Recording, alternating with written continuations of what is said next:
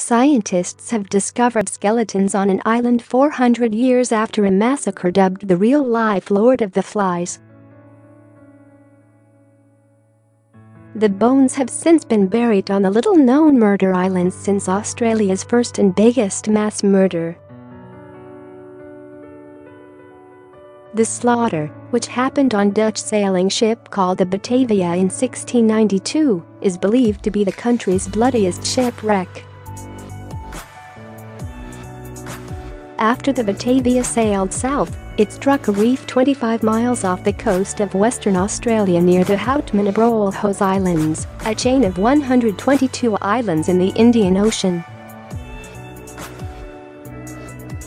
About 40 people drowned trying to make it back safely to land, 60 Minutes reports.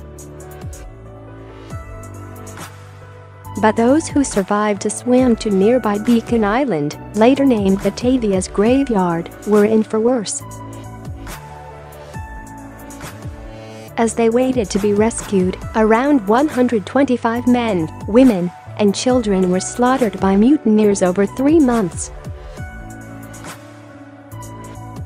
Some women were kept alive to be repeatedly raped and tortured in the massacre. Archaeologists from Australia and the Netherlands have now returned to the murder scene to find out how the victims lived and died. Dr. Al Patterson said, "I think it's interesting that the burials over here were all facing the other direction.